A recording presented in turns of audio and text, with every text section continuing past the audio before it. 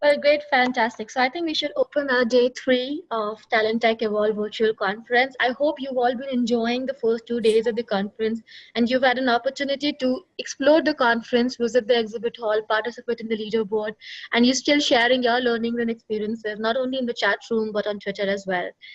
And my name is Megha. I will be your host for the day. If this is the first time you're entering People Matters Talent Tech Evolve virtual conference, let me just do a quick introduction to the conference. This is a virtual conference wherein we are bringing about 8,000 plus audience, HR leaders from across the world who are joining us on this virtual platform. You can go in the exhibit hall, you can go in the networking zone to talk to peers, and there's also a leaderboard contest that we're running, and there's an Xbox up for a grab. All you got to do is gather some of the points that you can gather through attending sessions, visiting stalls, answering questions, and a lot more. So, and I hope you'll be able to speak with your peers who are on the top of the leaderboard. So just go and see the leaderboard and see who's winning right now if you want to understand what's that secret recipe of winning. And now, ladies and gentlemen, we will move on to our first session for the day, which is Recruitment Spotlight, Hire Faster and Better. And before I introduce the session, let me tell you that I will share the secret code during this session for the leaderboard contest. This session is really focusing on how the talent acquisition function is changing and how will it look like probably in the next 10 years, and what are the latest TA trends and technologies. From ATS to social recruiting, mobile optimization, and advanced talent analytics, talent acquisition has seen significant disruption and innovation. And we're excited to bring to you a multinational panel here. We have the privilege of having Unmesh Pawar, a Global Managing Director, Human Resources at Accenture, to chair this session.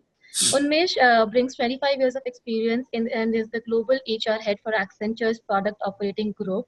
And he has expertise in human capital strategy, organizational transformation, and coaching. I will request Unmesh to introduce our panelists and take the conversation forward from here. Over to you, Unmesh. Thank you very much, Megha, and good morning, good afternoon for those of you who are joining from Southeast Asia.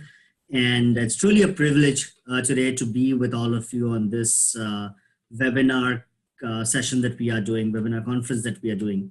And first and foremost, happy International Women's Day. Every day is Women's Day, they say, but today is special. This week is special, especially with International Women's Day. So in the spirit of that, I think I'm going to start introducing my co-panelists for this session. First and foremost, I want to introduce Rachel Fitton. Rachel is the head of talent acquisition for Asia Pacific for HP. Rachel, through her background and experience, has worked across information and technology sector, the financial services sector, professional services industry. And in her current role, she's responsible for what I would consider as the most exciting part of recruiting. It's really the high volume recruiting gig, and especially so around multi-locational talent acquisition and talent sourcing across Asia Pacific, including India. So that's Rachel. Rachel, you want to say hi to the gang? No, it's very much a pleasure to be back again at a People Matters conference, and it's delightful to get to know everybody, and I'm looking forward to sharing and learning today as well, and also a happy International Women's Day. Very nice. Next, I have the privilege of introducing Andrew McGlinchey, Senior Director of Product Management at Indeed.com. Andrew oversees the globalization of all of Indeed's products globally. During his tenure, he's built the product team for Indeed's Tokyo office. Andrew formerly was with Google, and he led the product, and he was the product strategy for Southeast Asia, and has worked as a product and engineering leader at Microsoft, at Nortel, and multiple different startups, both in North America as well as Asia. So that's some great background for all of us. He should be able to offer us a lot of inside scoop on what's happening on recruiting tech. And then I have the privilege of introducing an ex-colleague and a dear friend, Sanjeev Somasundaran from Google. He's the APAC head program staffing. Sanjeev's been working with Google now, what I believe about 7 years, and currently has a role for Asia Pacific Head Program Staffing at Google. In the past, he's been associated, as I said, with Accenture and Tesco. So that's our elite panel that we're going to talk today with. And I just wanted to try and set the context. And those of you who've heard me at earlier People Matters events, and I keep saying that recruiting today is really very simple. And most of you would say, yeah, really, our lives don't seem so. But yes, recruiting is actually, is becoming more and more simpler because I believe recruiting is like matchmaking. Right? I'm sure some of you are tired of listening to me say that, but it's really like matchmaking. And like in matchmaking, there are three things that are important. First and foremost, there needs to be attraction from both sides. Similarly, from an organization standpoint, you as an employer need to be attractive. And as a candidate, the candidate needs to be positioned so that the organization feels you're attractive. So that's really the attraction piece. The second piece is really around reciprocity, which is things you need to do to start to kindle the fire in that relationship. So dating and movies and dinners, equally so from a recruiting standpoint, it's really about how are you engaging, how are you connecting, who are the people who are connecting, what are they saying, what are the moves you're making, right? And then finally, when you're getting serious, you want to pop the big question. In a relationship, you typically get your friends and family together and to support you to make the final closure, right? And equally so, I think it's really about using the power and ecosystem of the organization to try and make and seal the deal. So that's how simple recruiting is, right? So recruiting is like matchmaking. And if you try and draw that inference here, I like to believe that recruiting has truly changed over the last few years. Industrial or traditional recruiting models were really about starting from, well, you would source candidates, you would either go to recruitment consultants, or you'd possibly go to job boards, you'd get the candidate, you would assess the candidate, and you would onboard the candidate. That's how simple it was. But I think that has changed. Today, recruiting, if you look at it, is really about what are you doing proactively to build the organization brand? How are you establishing the organization brand? How are you building early talent into college or whether it is engineering schools or B schools or graduate schools? How is the brand disseminated on campuses, or how are you shaping talent pools outside? How is the organization being perceived in the prospective candidate mindset?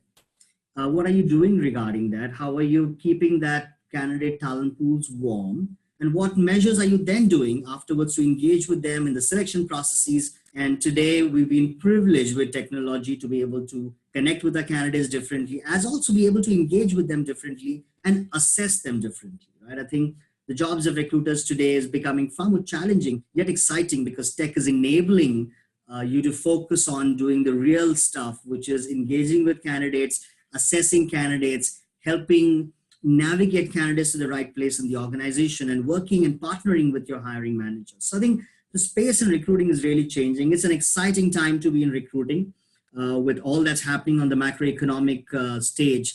I think the ask of recruiting and talent acquisition is only increasing because we did a study with almost about 1,200 CEOs in Accenture globally, and most of them complain the fact 50% of them believe that talent is a big problem. The talent is a big agenda, and sadly, barely 3% of them have a strategy in place to elevate and reskill their own talent. Now, if that's going to happen, the obvious fall is going to come on to talent acquisition to be able to hire the right talent, right? So I want to be able to, with that as a precursor, start this conversation and first and foremost, focus on the first pillar, which is really around the shifting that we are seeing in the recruiting space with respect to the importance of establishing an employer brand. And I wanted to first go to Rachel. Rachel, what are you in the HP world seeing shifting with respect to how you guys are building the brand and being able to connect or communicate with different talent pools in a much more targeted manner? So Rachel, over to you. That's such a small question, isn't it, Unmesh? I think I liked your analogies before about kindling the fire and dating and things like that. And I think one of the issues for a lot of companies is they forget to put themselves on Tinder. to start off with. We think that we're doing many things, but we're actually not really starting with the very basics. And I think that is for a lot of companies where they struggle at. And not just AHP, I'm not putting it in this context, but I mean, I used to work for a very large consultancy company, very similar to yours. And we had a business which I represented, and it was a $12 billion business, except nobody in the market knew that. Absolutely nobody understood what we did. And I think for us, what we are seeing is that we have to connect our brand authentically with the people that we are trying to reach out to. And how we do that is differing in different markets. I think if I look across our region, I think our brand resonates in different ways across the region. And I think that's true of probably my fellow panelists at the end of the day. It's not one size fits all, especially being a brand which is in consumers' hearts and minds. At the end of the day, you can go and see our products if you walk downstairs in any shopping mall. But I think what we're seeing is like we need to be more thoughtful. We need to be more understanding. We need to be able to understand when we see things on places like Glassdoor. What does Glassdoor really mean to us? What do rankings mean to us? How can we leverage those rankings? I saw that recently our CEO, Dion Wessler, is at 92% on Glassdoor. I think that's phenomenal. How do we communicate that to candidates? What does that tell them about the culture of our own company? And how does that resonate with them in terms of wanting to apply with us? I think as well, how do we leverage further tools like LinkedIn as well? LinkedIn is such a great platform, but it's one which our hiring managers fail to use. And I think that's not typical of just us. I think a lot of companies where you go and talk to your hiring managers, and I'm sure you heard this in Accenture when they tell you that talent is a very difficult thing, is that you say to them, well, have you ever advertised on LinkedIn? Have you ever told anybody you're looking for these people? And they're like, no. Well, how do we make everybody a talent scout? That's one of our real things, is how do we empower everybody in our organization to be a talent scout, to be able to connect the dots, to be able to talk about our company, to be able to resonate about our company, and be able to understand that different people want to hear different things about our company. So it's not a one size fits all kind of approach to the market. Thank you very much, Rachel. And so I want to move to Sanjeev, right? Sanjeev, you work with Google, and right, all data is Google's data, they say. But what are you guys? You guys are a bit privileged, right? Because everybody knows Google as a brand. But do you see that as a challenge? Is there a positive tailwind that you experience with that? And connected with that is a double question to say, what is Google therefore doing for your own hiring to be able to sharpen the brand, get out the right messaging to your candidates? It's like, thanks, Unmesh. It's like, and picking it from where Rachel left. Actually, when we look at it, it's like, with regards to recruitment, there are two pieces that we have to look at. One is employment brand, and the other one is opportunity awareness. Even in our case, yes, it's like the employment brand per se is very strong. So we don't need to do anything special on that. But this whole thing about reaching out to the right segment at the right time and proactively engaging with them, that's a peculiar challenge which we are facing. And obviously we have our, as they say, the digital branding space specifically built around this. And it's like, there are 2-3 things which I would love to share with. So when we speak about opportunity awareness, how to enhance that, there are 2 parts to it. Some of it is inward and some of it is outward. Inward looking, what I meant was, how do I get more traffic onto my site? It's like, whether am I using simple search engine optimization techniques specifically around my job descriptions so as to get the right set of people? That's one approach that we use. Second approach, very surprising. We have used scaled online assessments as a mapping tool. Typically, most of the companies use that as a screening tool. We have used one simple tool which we call CodeJam Kickstart, which has been a phenomenal tool. But the way we have gone about doing that is like we have changed the whole branding associated with it. So when you use it as a mapping tool, you use it more like a way of casting the net wide. So that's one of the approach. Then in terms of, using simple, again, it's like we have AdWords and all of those things. So that is like taking the right opportunity to the right segment of people. So these are some of the day-to-day simple things that we have done predominantly to enhance the awareness of the job opportunities. Got it. Moving to Andrew, right? So Andrew, Indeed and I go a long way, but you guys do a fabulous job of helping organizations really get the word out there. You want to talk a bit about how Indeed is really helping organizations to do that? Yeah, I mean, Indeed's main claim to fame is it's the world's biggest job site. So we've been saying it's 200 million job seekers, distinct job seekers worldwide every month. And actually, we've just released new numbers that it turns out we've upped it to 250 million. So absolutely getting your jobs noticed on Indeed, people are there and they're coming in traffic. But what's interesting actually is Indeed kind of started its life as very transactional. People come there right at the moment they're ready to apply, they search, they find a job, they click, they go visit, they apply. But actually, as we're discussing about employer brand, we're realizing that, you know, there's a lot, when job seekers are looking, there's a long consideration phase, right? So Indeed had kind of been just in the convert moment, but actually when you're looking around, you're trying to figure out what's good and what's out there. There's another phase too. So, you know, Rachel, you mentioned reviews and making sure your stories are told on other online platforms. Yeah, absolutely. So Indeed has been discovering the same thing. Indeed's actually got about 18 million reviews of companies from around the world. And so if you, what we've noticed then is people who go to visit that company page. So there's a job seeker, they're looking around on Indeed. They, you know, see the stars of the company that they maybe don't know about, the star rating, they click through, they take a look. People who visit that company page are 3 times more likely to apply to you. Now, it may not be at that exact moment, right? It could be a future session. Those people have learned, maybe they're just looking now, they weren't even going to apply. But so that employer brand, it matters, and it can actually have a time distance. So being involved in all those platforms, being responsive when people write a review or ask a question, if you as the employer answer that, even if someone writes a negative review. In fact, this is another piece of research we've done where if someone has written a negative review and then the employer constructively responds, those prospective job seekers who see that interaction think better overall of that employer than if they'd never seen the bad review or the good review at all. So responding well to negative makes you look even better.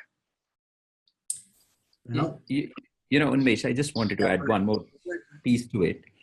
When we speak about all this employment branding and things like that, we also have to look as how the consumers are changing, or like the job seeker. Gone are those days of search. Now it's all about recommendation, right? So your strategy is like, even if somebody comes and visits your site, you should have the ability to say, hey, listen, your profile may not be suitable for this. You have to do that. Indeed does a fantastic job on that whole thing. LinkedIn is like, these are hardly 1 or 2 job boards at this point of time, or aggregators who do these type, but it should translate back into each company's career page. That's another point that I just wanted to share. Yep, no, I completely agree with you. So let's dial the conversation a little bit ahead from here, right? So we talked about, we are establishing our brand, we are getting the message out, we are shaping our talent pool, we have campaign strategies to engage with our candidates. But I want to right now, Sanjeev, move towards assessment, right? I think there's a question that Evelyn or somebody had asked about use of artificial intelligence or machine intelligence in the process of assessments. You want to talk about how you're seeing the assessment space change a bit, and what are you guys doing at Google with all your AI intelligence? It's like, thanks, Unmesh. Coming from Google, people just assume that, you know, we use technology to the hilt. But in fact, it's like on the assessment side of the house, to be candid with you, it's not that we have used a lot of artificial intelligence. We have just brought in innovation in the way we position. As I mentioned, CodeJam Kickstart. There are some things wherein you can't do anything around machine learning. If it's a software engineer, he or she needs to have an expertise. But that's my view. It's like we still can use machine learning or artificial intelligence if we want to understand some behavioral traits of some individuals. Now that's a space, but again, it's like at this point of time, it's not that in Google we are trying any of it, but there is huge scope to do. That's the point. If you don't mind, I could add Go ahead. about that actually. I agree with you actually. Artificial intelligence in assessments is maybe some ways away. I don't think there's a good solution for that. But I note too, there's kind of the baby brother of artificial intelligence, which is rigorous data analytics. That we can do, right? So there are definitely assessments where we can, once we get, Indeed has bought this company, interviewed, and there's assessments. And so when you run assessments, and then you can later see how well the hiring went and even how well a person's career went, you could tie that back with enough data to understand the validity of what those assessments are doing. So it's not just gut feel, we can actually do math. Sorry, Sanjeev, as you respond, I think would also help to try and clarify a bit with respect to the stuff that you talked some time back about screening and mapping tools, the code jam stuff, and how it really enables reading of unmatched applications. So if you can just elaborate that as you respond to this, would be great. Great. It's like, so let me first allude to this particular thing. So CodeJam Kickstart was simply being used as an assessment tool. That is the way it was being positioned in the outside world. It was just used as a screening tool. So already you get candidates applying to you, and then you put them through that particular thing, and it helps you filter. We sort of changed the game. No, the same tool, but rebranded the whole stuff. And then use all these digital tools, whether it is, it's like, through the web, advertising, AdWords, or things like that, spread. So this just becomes like a stickiness tool. And it's like, I can share some candid data with you. It's like, in the last 1.5 years, we have been able to map about 120,000 students across 102 countries, which is about 53% of the world's population countries. But that is with the least of, cost, right? So that is how we are saying, the moment you position it, because a lot of people are scared and skeptical to come and take an assessment. So you position it more like proactively, like a challenging, like a code challenge tool or a fun or something like that, so that people come, engage with you, and then slowly and slowly you have a method of keeping engaged with them on a regular basis. It goes back to what you said, the dating. It's like, yes, you start the interest because you are giving a person an unbiased and a fair opportunity to connect with you. And slowly you see how well the relationship is going. And when there is a right opportunity, you exactly know whom to reach out and when, whether it is diversity, whether it is, just specific skills associated with coding. So that's how we have used this particular tool. Unmesh, you're on mute, please. Thanks for that, Sanjeev. So Rachel, in the world of HP, are you guys experimenting with, piloting with something different on assessments than what we have done in the past? And anything with AI or other technology that is enabling your assessment approaches? Thank you. I think assessments is one of the most complex areas of what we're all looking at right now. And it's complex and it's an area in flux, I think. And the reason why I believe that is because, we can look at different data that says, for example, that when people graduate from college, that their GPA does not predict their abilities to be successful in a job. At the end of the day, I think there's a lot of research that's gone on in the US around that, and it doesn't necessarily always guide us correctly. And, at the end of the day, you could get people that are coming in with great scores, super hot performers. And if you don't have the training materials behind that, you don't have the career development, you don't have the rotation, you're going to have people floundering from the get-go, right? It's not going to be an opportune place. I think to me, what we are looking at is first of all, you have to understand your DNA and you have to understand your personality. So your DNA is what is the jobs that you do. You really have to understand the jobs that you have in your organization. What is it that the factors are of success for those jobs? It looks different as well within different parts of the world as well. What may make a person successful at sales in the US may not translate into Japan. It may not translate in the same way into India. We have different ways of doing things in different cultures, and how we represent those in terms of assessment tools looks different as well. And to add into that the personality and the traits that you look for. So if we go back to our Tinder and our Kindle kind of analogies, for us, one of the important components that we look for in our organization, because we are in a fast-moving space, is people with growth mindset. It is absolutely important that you have growth mindset in our organization, or else you're a founder. It is a kind of place where you need to be able to challenge yourself. You need to pick yourself up. You need to move forward. You need to be able to embrace change. You need to be able to do all of these things. So when we look at developing things like assessment and selection tools, or how do we refine our interviewing, we look at working with other outside organizations as well. I don't think you can be all homegrown on this kind of stuff. I mean, at the end of the day, I am not a psychologist.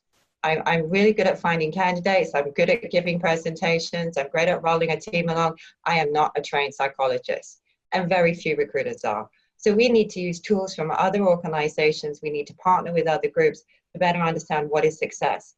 We also need to partner, and we are doing some work with our sales academy.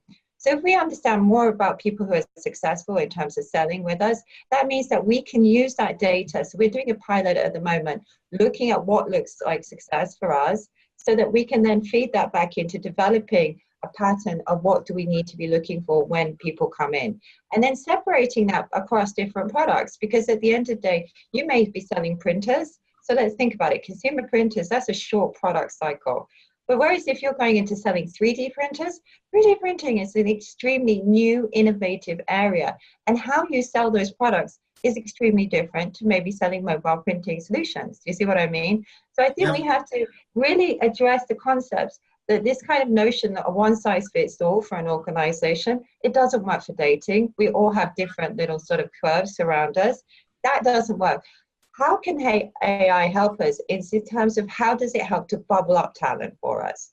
So, I mean, one of the things that we've been looking at as well is looking in India to see where we can find differing technologies. I think India is, and not just India, we've been looking in the States, but in our region, India, of course, is a very good market for us because as a system, we use English, and India, you develop in English as well.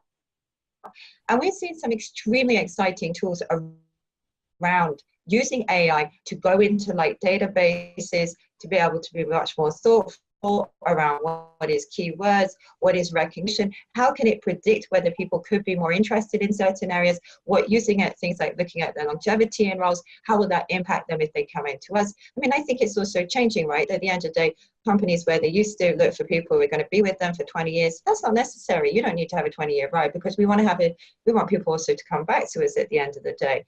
But what is it going to be, the fitness? How are people going to enjoy being with us? I think we also need to talk about tools as to what do you, if you come and join us, how do I know you're going to be a great fit and you're going to enjoy working with me? It's not a one-way fit. It's got to be a two-way fit. And how do we pull that out as well? So I don't have the magic stick. I wish I did, because I think I'd be a multimillionaire if I figured this one out by now as to how to find excellent salespeople 100% of the time, and I'd be retired. But I think it's one of the most innovative and one of the most interesting areas in what we're doing, just because it's so complex. Because although everybody always says that recruiting isn't rocket science, actually it's extraordinarily complex. We deal with one of the most key parts of our organizations, which is talent. And then we deal with something that's called a very extraordinary complex thing called a person. You bet. So, I mean, one that jumps up to my mind a couple of years ago when I was responsible for recruiting for Accenture globally, we had the situation where in North America, we decided to focus on the right schools that we went to rather than the broad-based schools that we were going to. We said we're going to narrow down our approach and go to a few schools, build deeper relationships in them. And you know what happens, right? So your business leaders who are alum of some of the other schools then feel hurt, obviously, because their school, we're no longer going to go to their school. And there's a fair amount of headwind that comes with that. So we said, what do we need to do to really be able to democratize recruiting? Rather than say, we're going to go only to these top 25 or 30 schools, we said, we partnered with an organization that uses gaming technology with psychometric assessment. And we said, let's, for a particular new business that we were launching, we said, let's look at what we consider as a success profile, which is people who spend time in the organization are termed as being very successful. And also we looked at what we therefore consider as not so successful people. And we got all these people to play those games. And the games are as simple as bursting balloons, clapping, chasing something on your phone, right? But what it really does is it's actually building your personality profile on the background. And so when people within Accenture played that game, it gave you a profile set. And we said, if that's what is considered successful profile set in this business, then anybody who plays the game outside and matches that success profile set, we should accelerate in our hiring process. So for those schools that we were not going to go and hire actively, engage with the colleges actively, we told the business leaders, here's a link to the game. Please send it out to the college, and all the students that are passing out or graduating, they can play the game. And if their profile matches, the personality profile matches with the folks we have inside and who we consider as successful, then lo and behold, we will put them into an accelerated track and we will engage with them, right? But this is another classic example of how technology today is bringing brain science to life at the fingertips for recruiters and talent acquisition to be able to reach wider and deeper where required with the candidate set. Andrew, I want to come to you to say, is there anything that you have come across in your journey, right, with Indeed and before, where you started to see some of these assessment technologies I am really amazed with and has a lot of potential, a future for recruiting? You know, I have to admit, I'm going to take a slightly contrarian view there. I'm skeptical a little bit of some of those, right? There's a lot of steps you got to do. I mean, there's first of all the what you call the ground truth, like who is it that's successful? It's a very reasonable assumption that people who've been there a long time are successful, but there's a selection bias in there.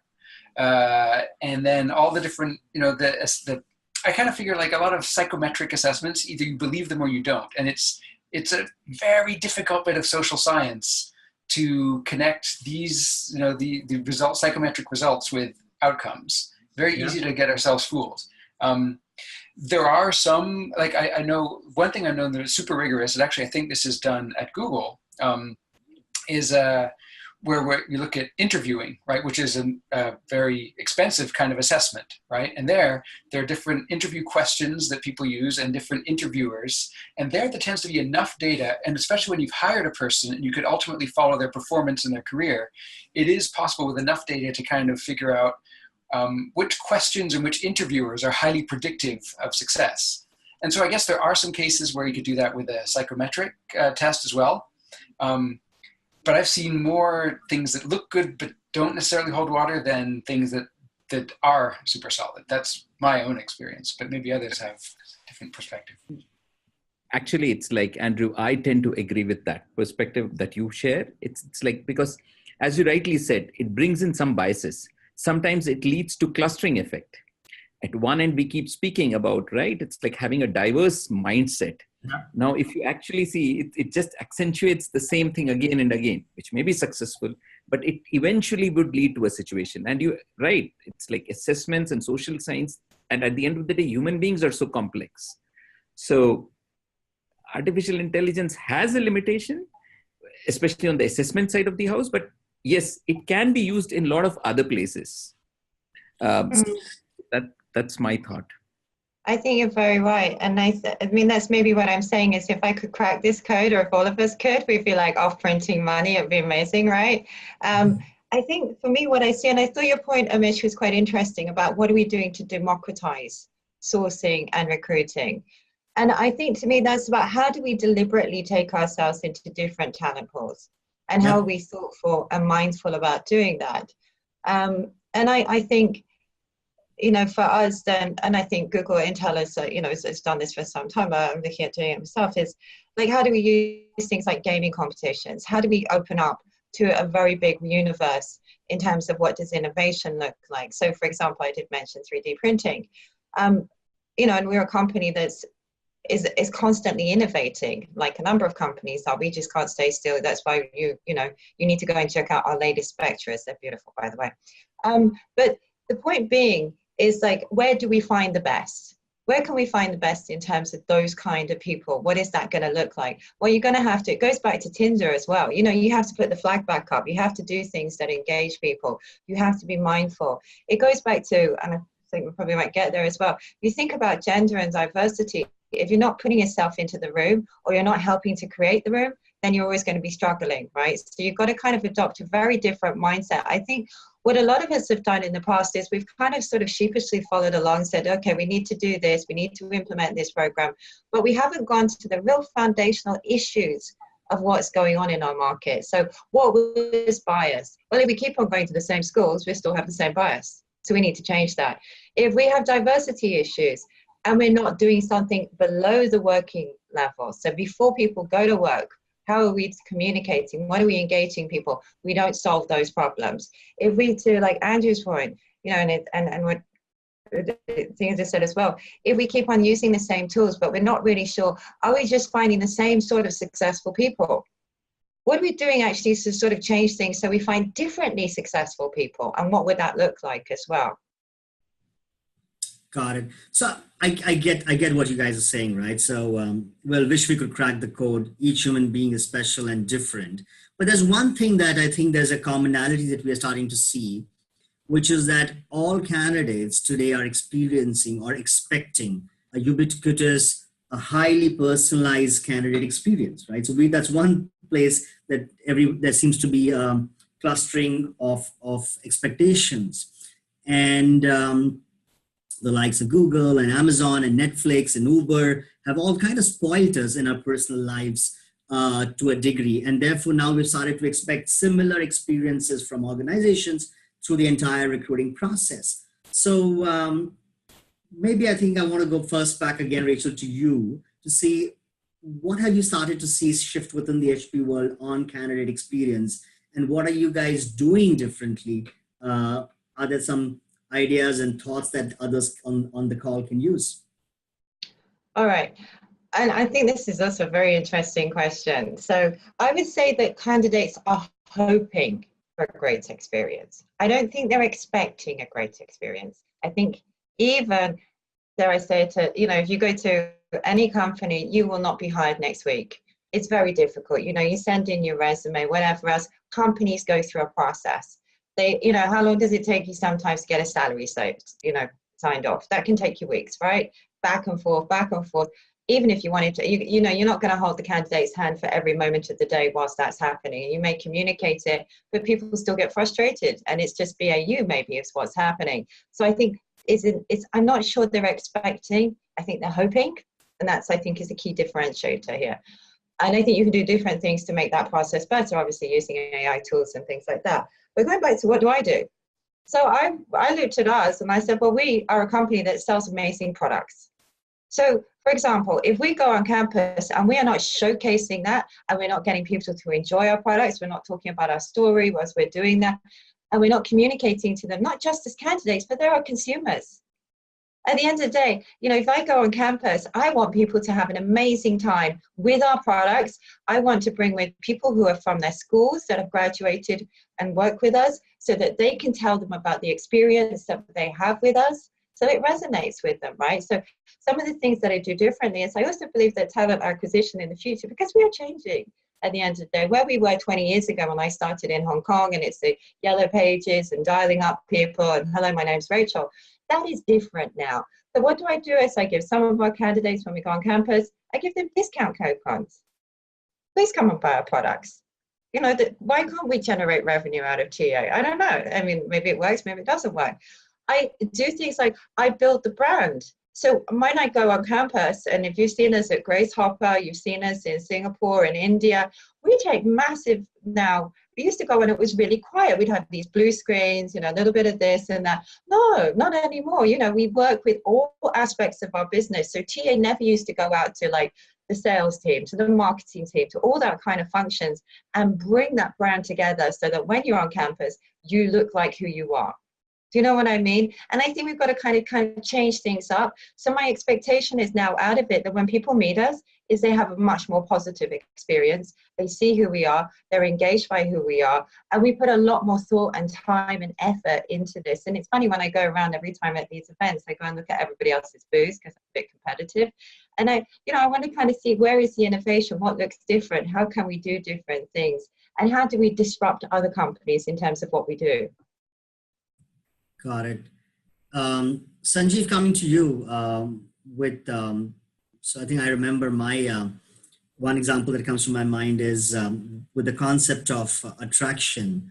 We said, and coming back to the Tinder example and what Rachel's been talking about, candidates want to adequately see you or touch you and experience you without really getting in front of you, right? So people want to browse over your pictures and look at stuff before they actually come in front and say, hey, I'm a prospective candidate and I'm keen to talk to you guys. One of the things that we did was to create a day in the life experience using Google Cardboard boxes, right? Which is really creating a kind of a 3D virtual reality kind of an experience for candidates to say, here's what a day in the life an Accenture could look like. Here's what our Accenture labs could look like. Try and give an experience which is different because we are all competing for the same talent. And you want it to be seen as an organization that's cutting edge, trying to be front on technology. So anything that comes to your mind with respect to candidate experience that you consider distinct to what you have seen generally being done that you guys are playing? So Unmesh, taking the same example, it's like, again, when we look at a candidate, as you rightly said, every candidate is unique. It's not a cookie, one size fits all. Now, based on the level, the type, the background and things like that, the definition of experience itself is very different, right? But again, it's like, we have done some very simple things. It's not rocket science, because whether you talk about day in the life of a Googler, all these videos, everything is available. For us, it is basically setting some ground rules. That is like as simple as Rachel rightly said, setting the expectation is the first step. Many times, yes, candidates they're hoping for a good experience, but the dissonance comes because they come with a perception, like, this is going to happen. So that's the first thing. Trying to ensure that every recruiter listens to a candidate, right? Sometimes, yes, they want to. Now, that is where you can use a lot of technologies, whether it's chatbots and stuff like that, but at least have a ear. Third important thing is, how do you portray a sense of fairness in the process? It's like, and this is like fairness and perceived sense of justice. So a recruiter has to have that sort of an ability to have these type of discussions with the candidate. And a couple of other simple things which we have done, and let me share this example. Recruiters have started, it's like when they write emails to candidates, they put a line, hope you had a good experience. Hope you had a good experience. This is a huge psychology, right? When you reiterate, people who are in the neutral side of the whole spectrum, they tend to move towards the positive. And that is one way of, it's like a typical user, right? They are also like consumer, they're using a product. How do I reiterate with all these basic steps? So those are some very simple things that we have done. And Unmesh, you're again mute, my friend. Sorry. Yeah, it's really the whole thing about using the Net Promoter Score, like we do with our products or services within recruiting, right? So we're seeing candidates, candidate experience from that perspective. Andrew, anything that you have seen from an organization standpoint that you've seen they do a good job of candidate experience, something that hasn't been talked about right now, as of now? Actually, I don't think I do have much to offer here, because most of what Indeed sees is, most of that stuff is after Indeed has handed it off to the HR teams themselves. Yeah. So I'm going to move. I think we've got like 15 minutes. I want to do one question before we start taking questions that are on. We've got 25 odd possible questions here. But one question that I wanted to really bring up, and I think I was reading something pretty interesting, right? If we're looking at organizations, right, typically spend about $1,200 per employee per year on training. So that's a decent number. We're talking about $1,200 per employee per year. But, and that makes it approximately a $140 billion training market. But the recruiting spend is considered really 3 times larger, right? So you can imagine the opportunity size. If the training market's of $140 billion, we're talking about close to about $550 billion a market just on recruiting technology, with about more than 20% of the candidates changing jobs every year. Right? So there's a lot happening on the technology space with respect to video interviews or the likes of success factors and other newer, smaller vendors coming into play. But what technology is also doing is it is shifting operating models within recruiting, right? And it's allowing you to what was considered centralized or decentralized. It's shifting those models, allowing you to see better operational efficiencies now. So Rachel, wanted to come to you first to see, is there something specifically you're seeing that recruiting teams are now starting to look different? Structurally, the teams are looking different than possibly how they were organized in the old world 5-7 years ago, right? Is there something that you're seeing from an operating model perspective? I like it when we say a long time ago is 5 years ago. That seems not that long ago, right? I'm not quite sure if I really understand your question. So let me try and answer what I'm sure. What do I see that's changing and evolving is I think what we're going to see very shortly is the haves and have-nots in terms of TA. And to my mind, the haves and have-nots is around companies who stick to traditional ways of doing things. So maybe I have my sourcing team here, I have my 360 recruiters here, I have a couple of people who do executive talent here, and that kind of works. And the way that most companies works is because they hire people, right? So that's their metric of success.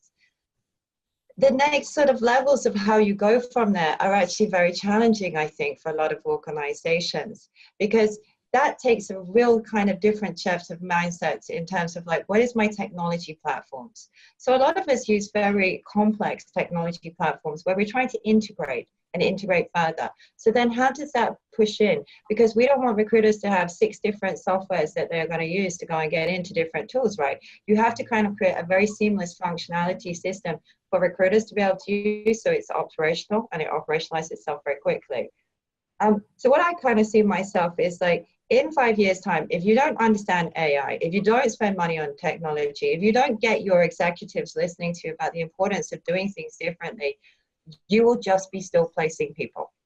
So that's not a failure, right? You will fail, you'll still place people, but you will not be ahead of yourselves. So what do I see as new roles that I never used to have before, or what do I kind of put on my wish list now, is somebody who looks at recruitment technology. That's really important to me. Somebody who's looking at trends and technology, what is going on, better understanding of the market, better understanding of where we're going. A new role I kind of thought in my head I'd love to put into my team is a candidate experience officer. Let's go and stand with the candidates. Let's go and serve them more often. Let's don't do focus groups. Let's go and think about them. When you think about an NPS mindset, what does that really look like? And how would you understand from a focus group perspective, what do candidates really want with you? You know, I haven't got this far, by the way. I'm just telling you what I kind of think. I think there's a lot of different ways that we could think about market mapping. And it's not just the traditional way of like looking at companies and saying, this is my direct competitor. Okay, I need to map all of that. Oh, this is this. I think we need to be thinking about the roles that we have in our organizations. And then how do we transform different areas? How do we rotate people? What is it, the skill sets of different companies that can come into our organization and enable them to be successful? So I think there's a lot around recruitment, new technologies, candidate experience. How do I do things differently in terms of like sourcing my talent? And then I think you need somebody who's really kind of, a role I never used to have is project management. Somebody who's, because, you know, we used to just do the knitting, right? That was what we were doing, placing people, talking about this, that, the other. I now, you know, when I do my decks now, I have like 10,000 slides. If I've got this project going on, this project, that project, this project, I need somebody to keep my stuff together or else I'll be going crazy. Hey, Sanjeev, same question to you. What are you seeing shift within from an operating model within recruitment? See, 2-3 things. It's like, let me address this question in 3 different parts. The first one is like from a skill competency of the team, that itself is changing. Historically, it's like recruitment as a function is a low entry and a low exit barrier. So you had not professional or specialized people coming into the stream. Whereas now the demand of your candidates is very different. The market itself, the product itself is changing. So the type of skills that you would need in a recruitment team would be, yes, technology, software, simple software engineering, somebody who can write scripts, ability to understand the digital landscape. So these are from a skill perspective. From a structure perspective, yes, it's like we used to have about 5 or 6 years back, more and more of decentralized teams. Now it's more like you have centralized team to do a lot of repetitive works. It goes back to one of the statements that you used to make. It's like high tech versus high touch, right? It's like, and I'm using your own thing. That's actually the way things are going. Historically, 2 or 3 years back, or even 4 years back, the technology that recruitment function was using was predominantly to increase efficiency. It was nothing to do with effectiveness. Now it's like, yes, when you address that particular piece and bring in technology to enhance your effectiveness, that's where your AI, machine learning, and all of those things, which helps then your recruiter to take the right decision. So, it's a mix of 2-3 things: structures, skills, use, process. Everything is changing in that context. But eventually it is going to using or moving towards a very high touch sort of a thing with each candidate by different approaches. Got it. So let's jump in. We've got some healthy questions coming in. And I think the first question is really coming from, I want to pick up and talk about is the question from Lakshmi. So whilst, well, 3 of us here represent organizations of scale and size, and we are to an extent privileged because we have deeper pockets to experiment with technology and other things, right? But typically, Sanjeev, I want to come to you because you've experienced with different scale and size of organizations. You've been involved in smaller and scaled organizations, right? What's your advice to startup kind of companies and recruiting leads and talent acquisition leads there? What's your advice? What should they be thinking about? See, one thing, it's like, thanks to my 7 years in Google, never compromise on recruitment. It's a very easy. One of the big reasons why Google is where it is because of the simple fact that they have not compromised and put systems and processes in place wherein the hiring manager is not the only decision and the sole decision maker, and remove biases from the system. So that is one particular thing. Second, start adopting technology right from day one. Don't get into the typical mentality of like, if you have X number of recruitment roles to be filled or like headcounts to be filled, hire Y number of recruiters or sources to do it. First, see, it's like how much of it can be done by technology. So that orientation you bring into your work styles. These are my 2 simple advices that I would give to a startup. Lovely. I think I want to go to another question here that is really regarding job descriptions and what can be done about job descriptions. I want to first go to Andrew. Andrew, on Indeed, is there anything that you guys offer organizations to get smarter about job descriptions, video job descriptions, etc.? There's some, but that's definitely an area of growth. We've definitely learned some things that it really makes a difference. Some of it is actually just as simple as kind of job SEO, right? Include words that make sense that people are going to be looking for and that make clear what the job is. Mentioning salaries, by the way, is worth about 5 to 10% higher click-through rate on a given job, and it's quality click-through rate, right? So even if it's a salary range, and even if your salary is not that competitive versus like the baseline, mentioning it still gets you more interest than not mentioning it. And I know there's some interesting startups out there that will do things like assess your job description to see if you may be, by the choice of words, turning off, for example, women or different candidates that you may not be knowing it. But so that's an interesting area of research. Indeed, has got a little bit, but I think there are people out there who have explored a bit more. Yeah, so good point that you made. We experimented with that technology company where we worked with them to what I call as gender neutralize our job description so that we are not using words that may potentially turn off women candidates or people with particular kind of background. So we did that. The other thing is we've experimented with blinding of candidate names, right? So that the bias, if any, that shouldn't play up, right? Video job descriptions is something that we're starting to see play up recently. So I think those are some examples that I'm seeing around shifts on the job description side. Let's look at, I think the question really is, and I think it's a more operating model question. I think I want to go to Rachel, that do have responsibility for volume recruiting is the question here is, should we have a separate team focused on volume hiring vis-a-vis niche skill hiring? What's your recommendation here? I think there's no right, wrong answer, to be honest. You can do things lots of different ways. I think the most important solution is that you have good recruiters. Whatever you're doing, however you're putting it, whether it's niche teams here, exec teams there. I think having people who own client groups is important. Understanding the business, understanding what success looks like. You know, going back to that point about being interesting to candidates and being consultants to our hiring business partners. If you understand the market, you understand trends, you understand what the business strategy is, if you can articulate to a candidate what are the top 3 strategies in this area, what it is, how will you align with those strategies, that is great. How you actually figure out that team, there's loads of ways of doing it. I don't think anybody should lose too much sleep on it. I think it's really about the cuts of like, what is the kind of recruiters that you have? How do you train them? How do you align them? What are they like? Are they candidate sensitive? Are they business sensitive? All the rest of it. And I did want to say something to the person about the startups as well, which I thought Sanjeev gave a very good answer. Is the one thing I would say about is don't compromise on job grades levels. You will set yourself up for failures. With me, you know, I've worked in a number of organizations over the years.